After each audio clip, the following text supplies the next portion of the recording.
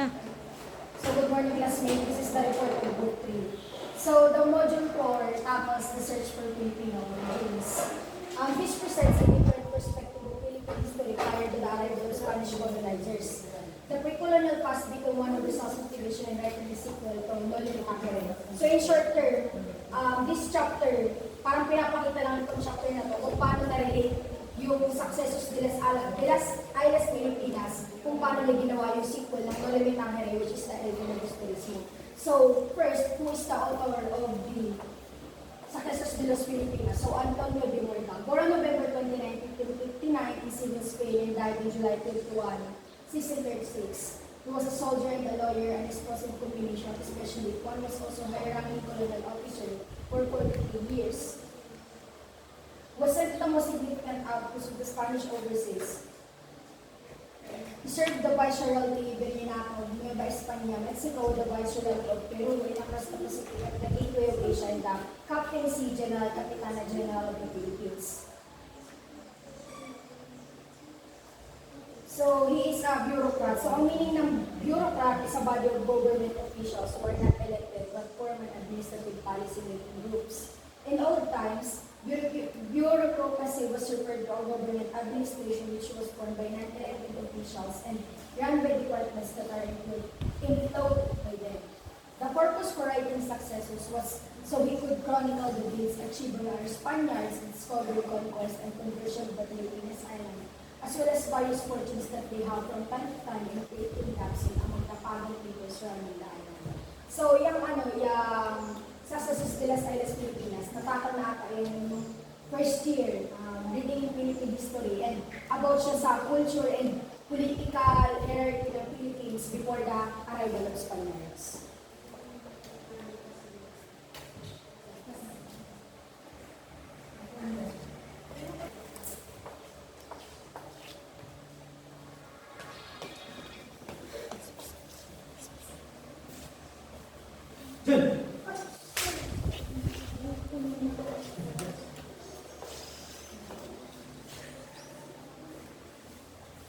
Addition naman sa Successos de las Islas Pilipinas,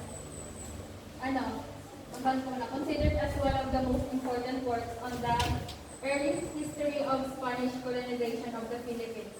A documentation of events during the Spanish colonial period of the Philippines as observed by the author himself. It includes the Filipino customs, traditions, manners, and religions during the Spanish Fest.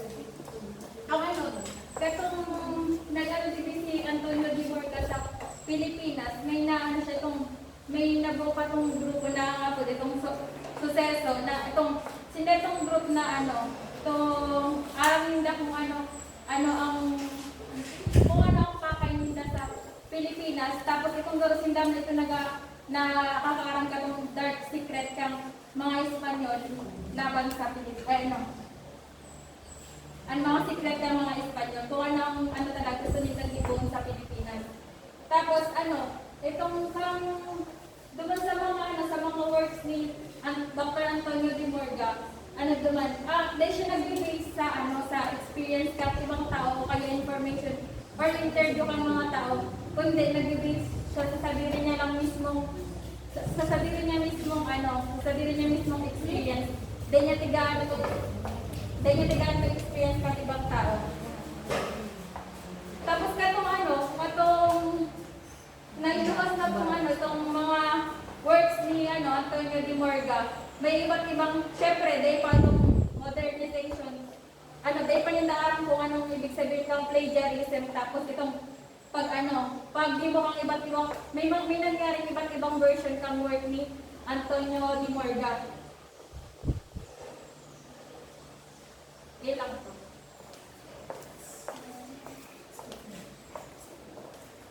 Isa.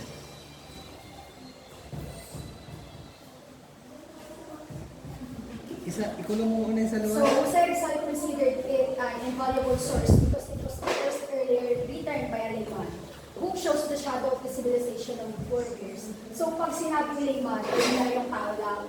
So, bakit siya consider ni Rizal as invaluable source? So, Successos de las Islas Pilipinas, base sa annotation ni Jose Rizal, ay parang racial bias siya and parang denigrate yung culture ng Pilipinas sa librong yun. Kaya siya nasabi na invaluable source. And dahil sa pagsulat ng Census de las Alas Pilipinas, parang nagkaroon ng opportunity ng yung ibang bansa para i-civilize yung country natin.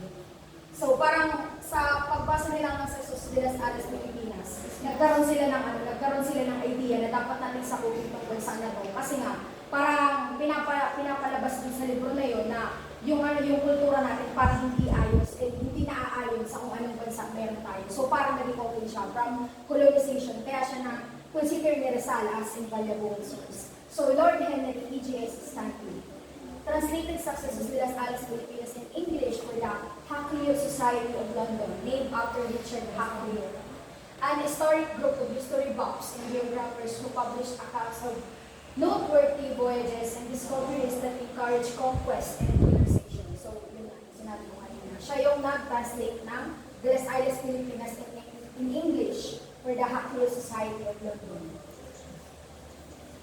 So, Professor Ferdinand Blumenthal, Rizal's friend and indefatigable pen pal, once suggested that Rizal write a Philippine history book, but Rizal felt neither had the time nor the energy, much less a wide knowledge of our past. So the next best thing was to annotate Murga's successors. So siya daw yung nag-suggest kay Rizal na sumulat ng libro. So Rizal declined kasi sabi niya nga, wala siyang masyadong idea regarding sa culture ng bansa natin.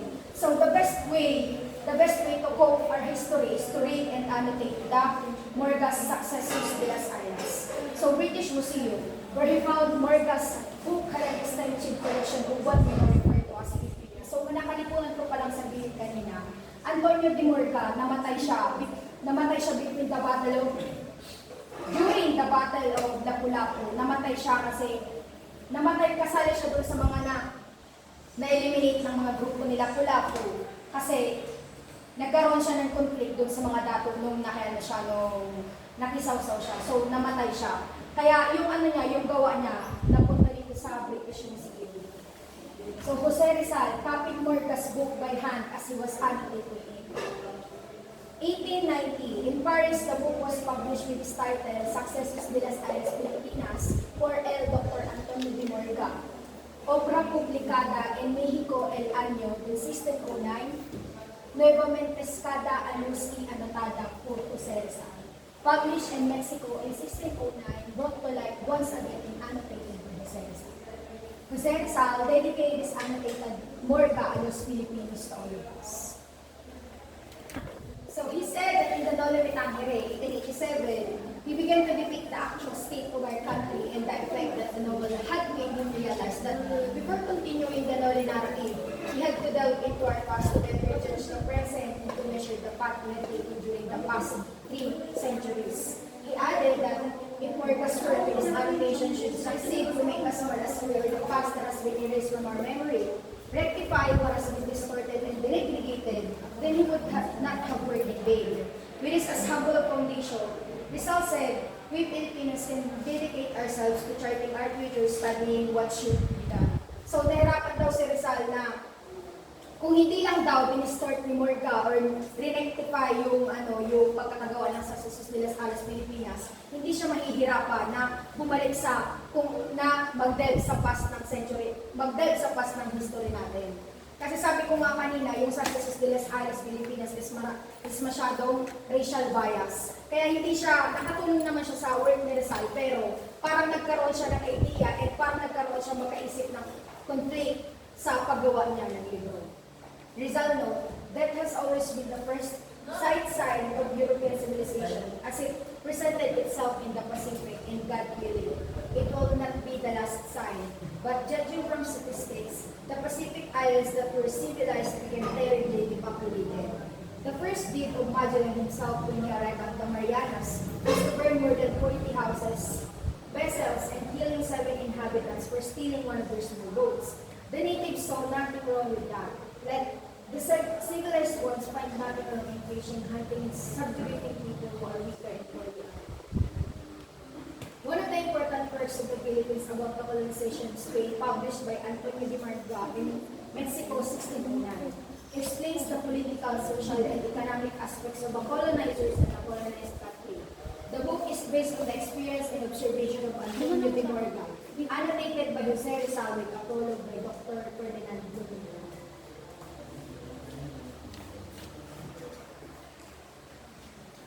Sucesos de las Islas Filipinas consists of 8 chapters. Chapter 1, of the first discoveries of the Eastern Island. Chapter 2, of the government of Dr. Francisco de Sandec. Chapter 3, of the government of Don Gonzalo Ronquillo Pinoza. Chapter 4, of the government of Dr. Santiago de Vera. Chapter 5, of the government of Gomez Perez das Marilas. Chapter 6 of the government of Don Francisco Tello. Chapter 7 of the government of Don Pedro de Acuna. And Chapter 8 an account of the Philippines Islands. Chapters 1493 to 1603, pre-colonial Philippines to colonialism. The first volume is consisting 7 chapters. This details with the discoveries, conquests, and other events until the death of the Don Pedro de Acuna. The first chapters 1 to 7 underscore the accomplishment of the different governor-generals assigned in the Philippines. The last chapters, chapter 8, contains a brief summary and account of the nature of this region, their inhabitants, the manner of governing and converting them, and the other details.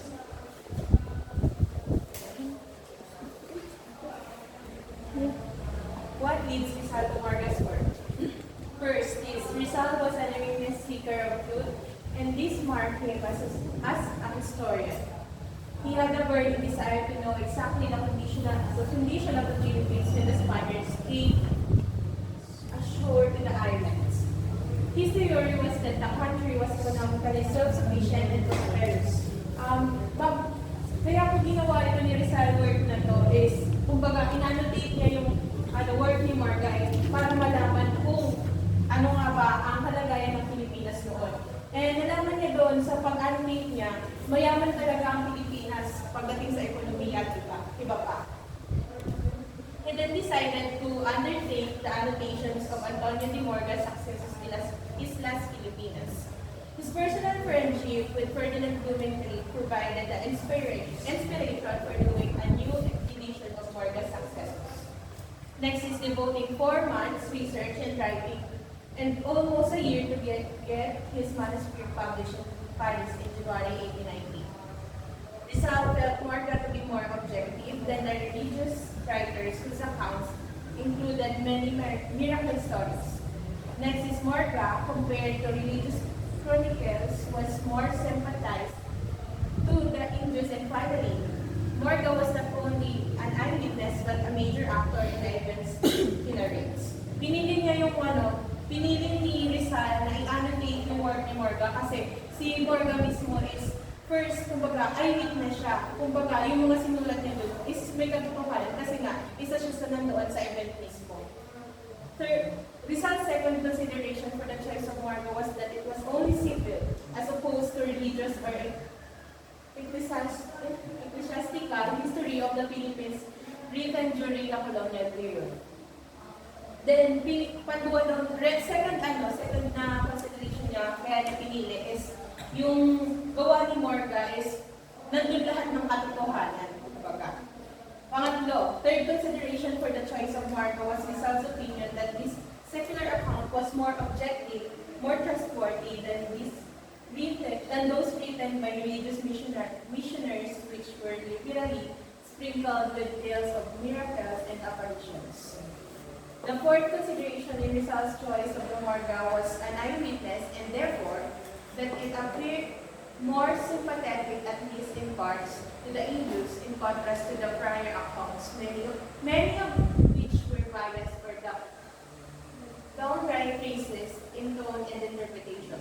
Kaya yun nga, pinili niya yun kasi nga siya mismo ang eyewitness. And then, yung sinulat ni Morga is mas nakakaawa daw dun yung mga Indio, hindi yung mga Espanyol. Then, the fifth and last consideration was that Morga was an eyewitness and therefore a primary source on the Philippines people at the point of first contact with Spain. Rizal found the book while he was in London at the British Museum Living Room. He had copied the full 351 pages of the book and annotated every chapter of it. It was the first historical work on the Philippines by a Filipino. It was the first history written from the top view of the colonized, not the colonizers. So, ang purpose ng taping ni Rizal sa Morga's work, to awaken the consciousness of the Filipinos regarding their glorious, to correct what has been restarted about the Philippines due to Spanish conquest way of the past, to prove that the Filipinos are civilized and advanced even before the coming of the Spaniard. The people of the Philippines had culture on their own before the coming of the Spaniards. The people of the pre-Hispanic Philippines is advanced, has high literacy rate, self-sufficient, and has smooth foreign relations. Filipinos were disseminated, demoralized,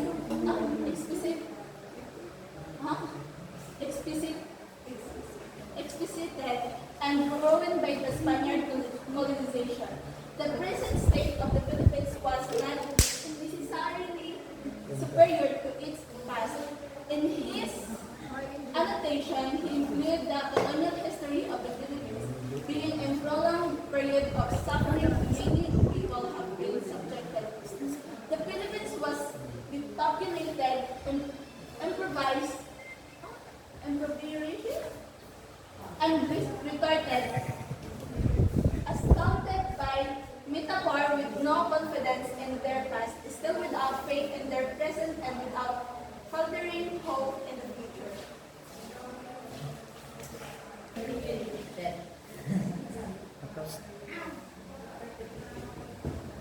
Go to the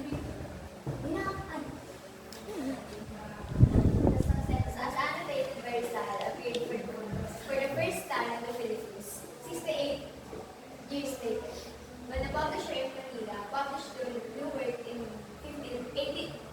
1958 rather. To contribute his bit to the national effort on Rizal. The present work is the sixth volume of the series of writings of Jose Rizal, which the Jose Rizal National Centennial Commission has now published in laws.